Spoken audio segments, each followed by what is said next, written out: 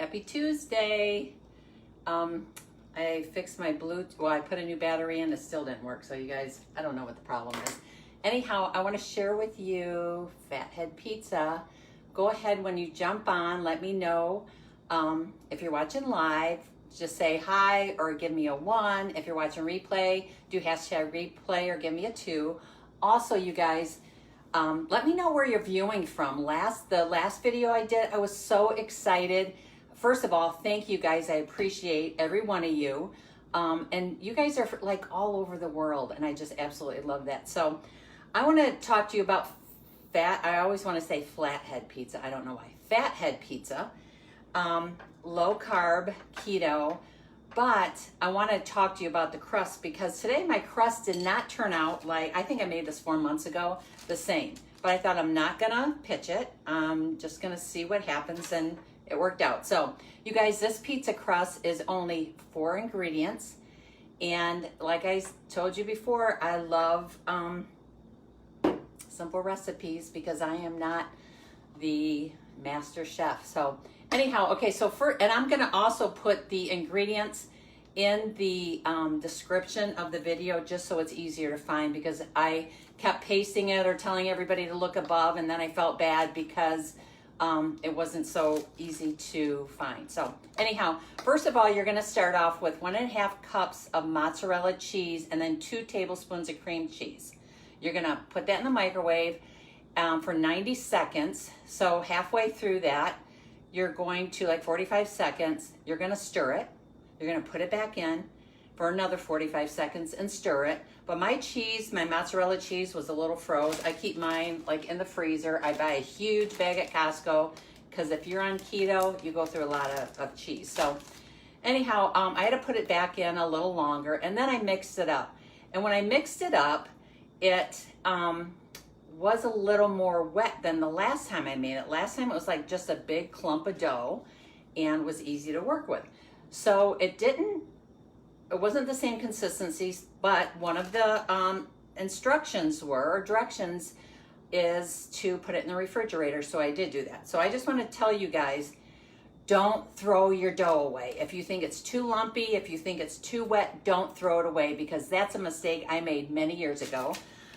So if you're used to working with cookie dough, pie dough, pizza dough, anything like that, you know that it's, it depends on the weather, how it turns out, what you have to add, what you have to tweak. So don't get scared, don't throw it away, and don't cry like I did when I tried to make pies for pizza crust, or pie crust for Thanksgiving, and I called my mother-in-law like at 9:30 at night, and she goes, "What's wrong?" And I said, I'm not bringing pies. The pie crust didn't turn out.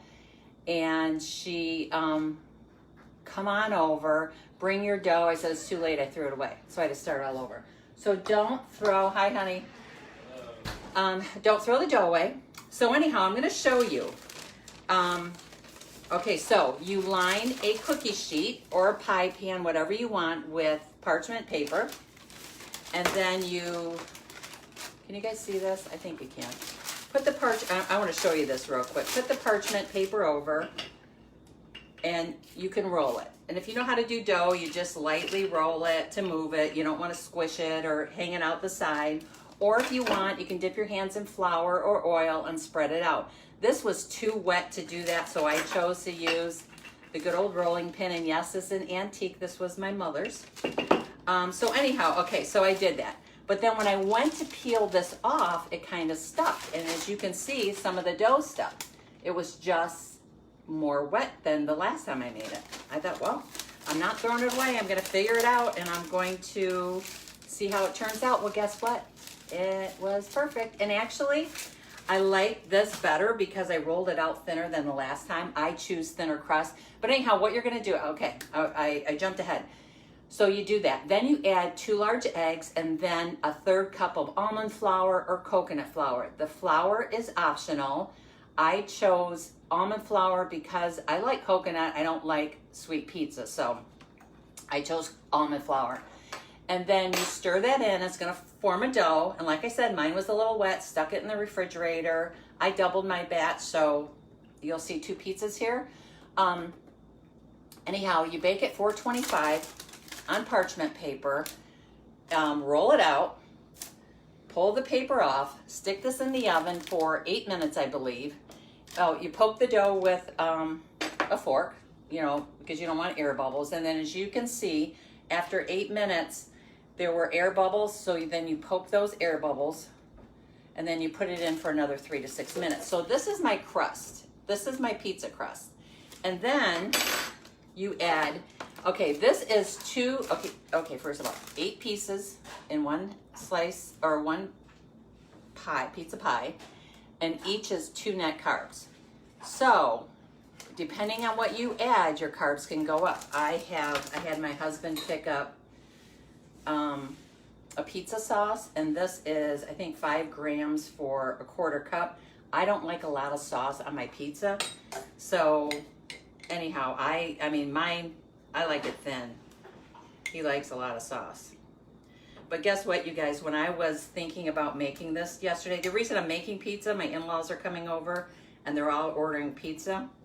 And I'm gonna eat pizza with them, but I'm gonna eat my own. It's okay, you guys. I like it on thin, but while I was thinking about doing this, I thought, oh my gosh, I can make that pizza any way I want. Because if you're like me, you're a mama and you're a wife and a grandma and whatever, when it's time to order pizza, what do you say? I say, it doesn't matter, just no anchovies. You know, if they put something on it I don't like, I can peel it off. I always have said that. And I really meant it. I mean, I like pizza, so it doesn't matter. But then when I was thinking about making this, I thought, I can make that pizza any stinking way I want because it's mine. And you know what else is nice about this, you guys? I have 2 pizzas here for 1 person. I will cut it. I'll show you what I did. I will cut it and wrap it in saran wrap, then foil, and then in a freezer bag. And then I can pull out a piece of pizza for lunch or pull out pizza the next time they have pizza because everybody has pizza. So anyhow, the mozzarella cheese, and then I thought, what do I want on mine? I was gonna do green olives and black olives. Black olives are a little higher in carbs. I didn't realize that. So I'm gonna do green olives. And if you can tell, I said I don't like sweet pizza. I'm not a big sugar eater, but I love salt. Are you locked out? Oh. You hear the noise in the background, it's my husband. Oh, and if you notice some chairs missing back here, my grandkids were over, and I have a huge fort in my living room that I have to tear apart. So anyhow, guess what else? Salty bacon. My mouth is watering. So that's it, and then you put it back in the oven. I did it 425 for I think 10 minutes. So anyhow, when you roll the dough out, you want it like a 1/4 or a 1/4 inch thick. I like my pizza thin, so this is my beautiful pizza. I'm gonna move this piece right there. Oh no, must have been the husband. And see, it's kind of flat, and this came out a while ago, so this is how thin it is. Oh, it's still warm on the bottom a little bit. And this is gonna be my dinner, you guys. And this is so easy to make. And like I said, cut it up, wrap it up, freeze it if you don't have a lot of people in your house eating keto. But it's filling, it's really filling. So I hope you enjoyed this, and I will talk to you soon. I'm gonna have to walk around and turn this off because my Bluetooth still is not working. I guess I need a new one. You guys have a great day.